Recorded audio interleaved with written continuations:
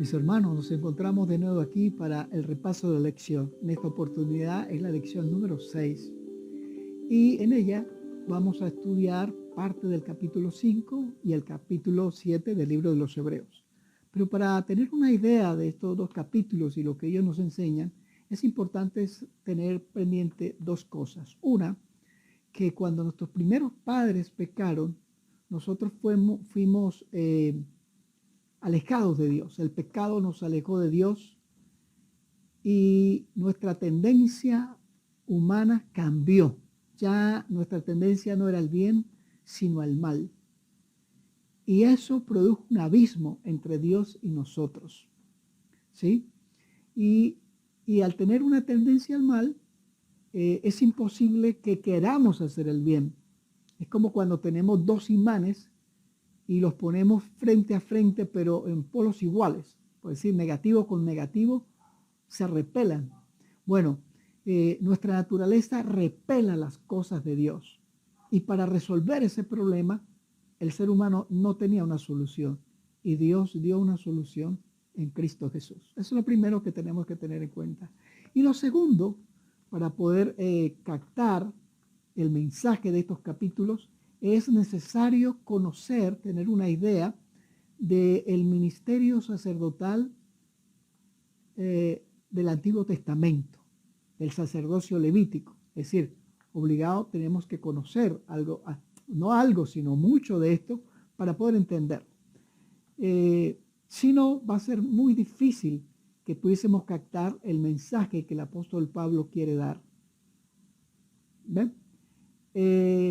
Teniendo ya esto presente, la idea de esta lección es ver a Jesús como nuestro sumo sacerdote. Y aquí lo tenemos. Jesús, nuestro sacerdote, nuestro sumo sacerdote. Y él puede decir, bueno, pero ¿eso qué importancia tiene? Es clave para la salvación, es clave para la transformación de nosotros. De pronto en alguna oportunidad a ti te hubiese gustado tener un amigo, por ejemplo, en un lugar. Cuando yo era pequeño recuerdo que estábamos en un país y necesitábamos hacer el pasaporte para poder entrar al país que estaba en frontera. Y cuando llegamos al consulado había tanta gente que no podíamos entrar, sencillamente no podíamos entrar. Había gente que estaba ahí desde las 3 de la mañana. Pero había algo interesante. Mis padres habían conseguido una carta de una persona que tenía influencia en el consulado. Y cuando nos llegó esa carta, regresamos al consulado. Había tanta gente, pero llegamos a la puerta, mostramos la carta, la leyeron y nos hicieron pasar. Bueno, que Jesús sea nuestro sumo sacerdote implica que tenemos a alguien muy importante, pero lo tenemos en el mismo cielo. Y eso es maravilloso, porque eso nos da a nosotros la confianza de acercarnos a Dios, la confianza de poder ser salvos, porque Jesús está allá, a la diestra del Padre. Eso es lo importante. Muy bien, en el libro de Hebreos, el capítulo 5, el verso 5 nos dice así: tampoco Cristo se confirió a sí mismo la dignidad de ser sumo sacerdote, sino que se la confirió Dios, quien le dijo: tú eres mi hijo, yo te engendré hoy. Fue Dios mismo quien nombró a Jesucristo como nuestro sumo sacerdote. Es decir, Dios preocupado por nuestra salvación. Nosotros no tenemos que lograr la salvación, nosotros no necesitamos buscar la salvación en el aspecto de dar el paso inicial, no. Dios lo dio. Y ya por eso tenemos la opción de avanzar en los caminos del Señor. Bien, estudiaremos, hablando de Jesús como nuestro sacerdote, estudiaremos 5 elementos básicos. Primero, que Jesús se puso a favor de la humanidad. Dios buscó a Jesús para que se pusiera a favor de la humanidad. Es decir, Dios siempre dando el inicio. Luego veremos que Melquisedec es un tipo de Jesucristo como sumo sacerdote. Después veremos aquí, me había saltado acá, la eficiencia del sacerdocio de Jesús. Luego avanzaremos con que el que Jesús sea nuestro sacerdote y que Él es eterno, pues su sacerdocio es eterno. Y por último, Jesús, como somos sacerdote, fue sin pecado. Y bueno, ya iremos a explicar qué significa eso. ¿Ok? Bueno, Jesús a favor de la humanidad. Allí en Hebreos, el capítulo 5, el verso 9 nos dice, y consumada su obra, vino a ser fuente de eterna salvación para todos los que le obedecen. Dice, para todos los que le obedecen. Jesús, fuente de salvación para todos los que le obedecen. Dios anhela que todo el mundo le conociera. Dios anhela que todo el mundo le aceptara. Pero como somos libres, no todos aceptarán esta invitación. Pero a los que lo aceptan, Jesús llega a ser ese sacerdote a beneficio de los que le aman. Y aquí tendríamos varias cosas que decir. El que haya sido nombrado por Dios, esto también nos implica que es nuestro representante delante de Dios. ¿Representante? Claro. ¿Por qué? Bueno, porque se hizo humano y ese es nuestro representante. Pero algo interesante también en los versos siguientes, dice, que Jesús se haya humanado, también lo hace una persona empática. Es decir, Jesús sabe lo que nosotros pasamos, las luchas que pasamos, nuestras luchas con la tentación. Jesús empatiza con nosotros. No solo simpatiza, sino que empatiza, es decir, se pone en nuestros zapatos, se puso en su humanidad y por eso Él en el santuario celestial es nuestro gran ayudador. Otra cosa interesante es que Jesús es compasivo. Eso nos lo dice, lo vamos a estar leyendo ahí en el capítulo 5, del 1 al 10. Un sacerdote compasivo. Pero hay algo más que nos dice, también es fuente de salvación. Y otra cosa interesante es como Jesús vivió aquí, como empatizó con nosotros, también es misericordioso. Un Dios que nos ama, un Dios que nos ama. Y eso a nosotros tiene que comenzar a darnos seguridad de salvación. Bien, sigamos luego adelante. Habla de Jesús que Melquisedec, y ahora habría que decir, ¿qué es esto de Melquisedec?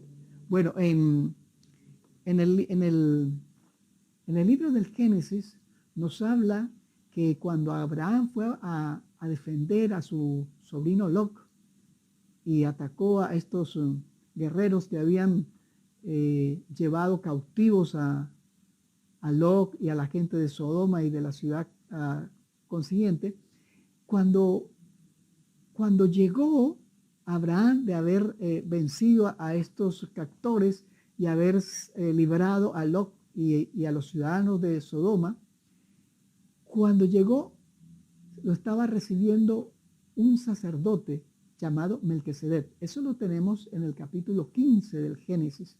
Y lo interesante es que Abraham le dio los diezmos de la conquista y Melquisedec lo bendijo. Cuando Pablo ve, cuando Pablo ve lo que Melquisedec hizo, cuando lo estudió en la Escritura, él percató que Melquisedec era un tipo de Cristo.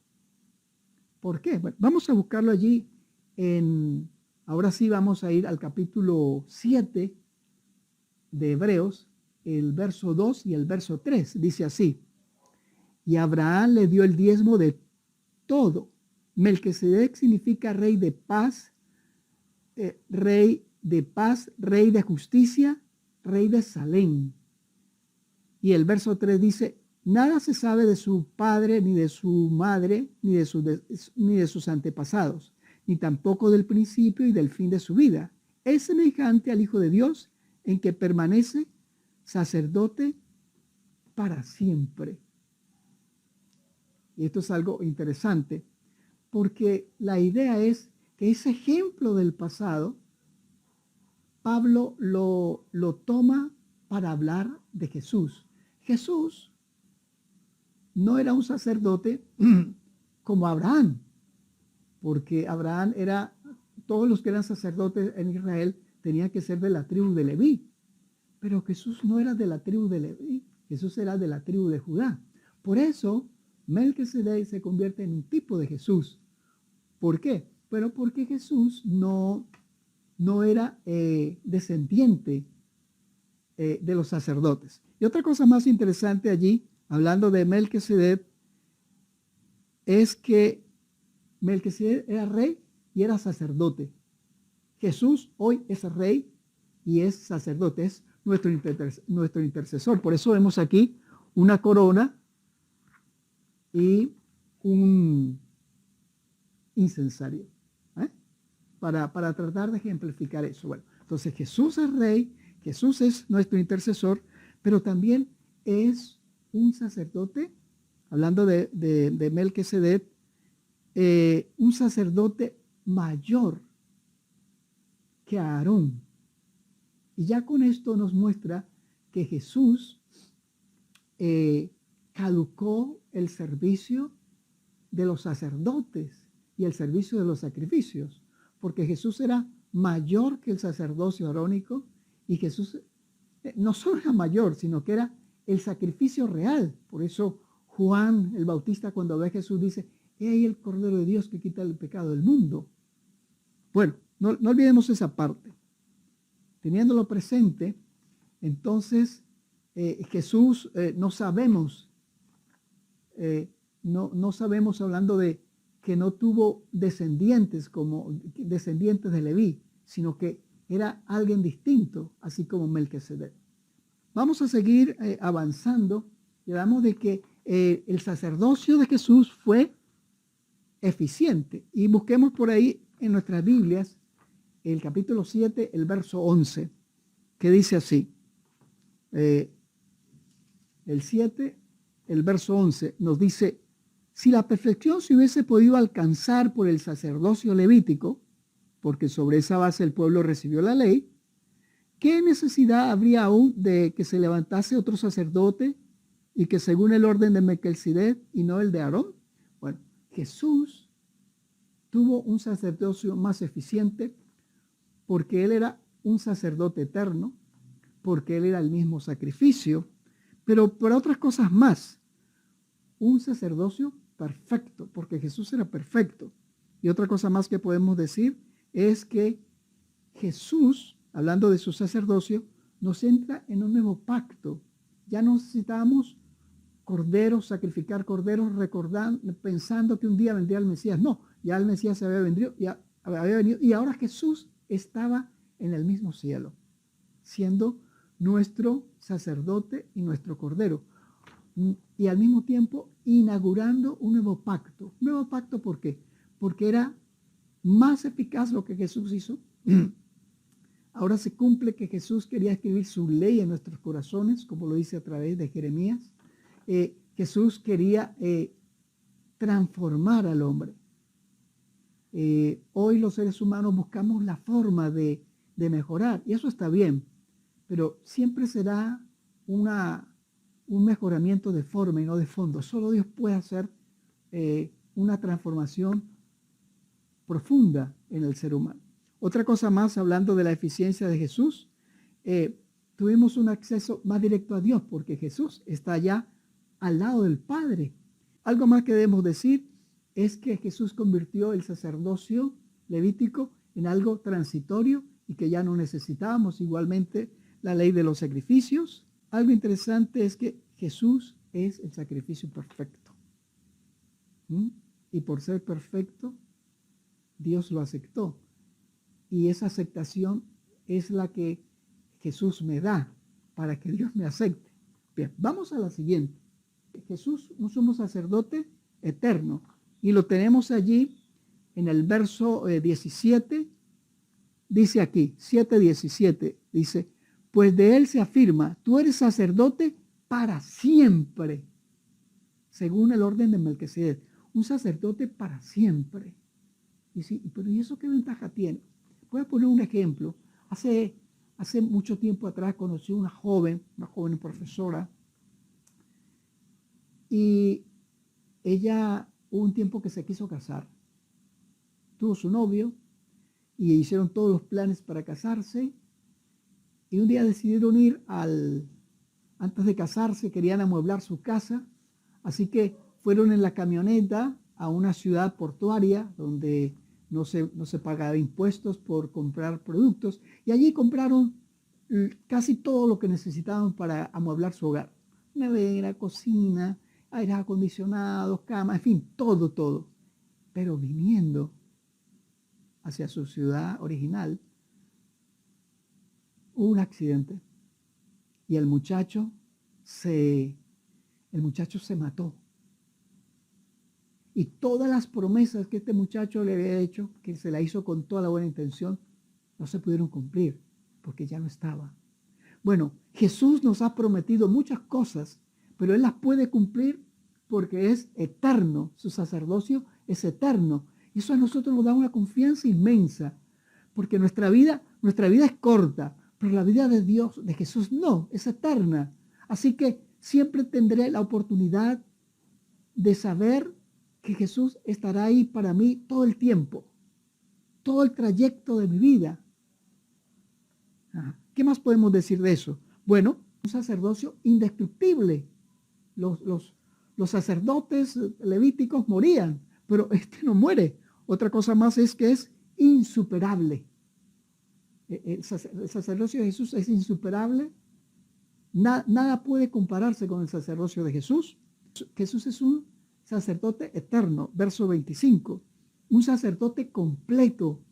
No necesitamos nada. Jesús no necesita sacrificar un cordero para él mismo como lo hacían los otros sacerdotes. No, porque Jesús mismo era el sacrificio.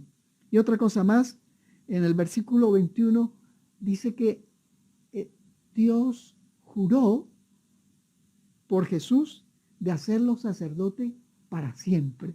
Jesús estará siempre para nosotros y es eterno.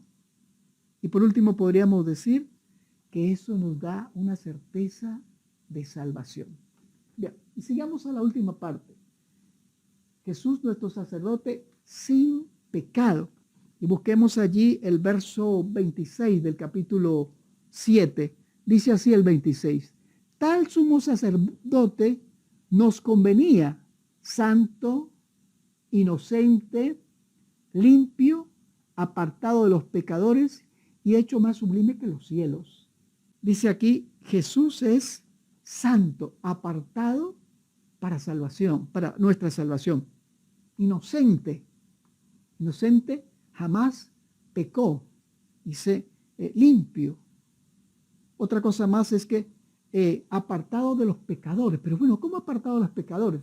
Es decir, cuando Jesús sube a los cielos, se aparta del pecador.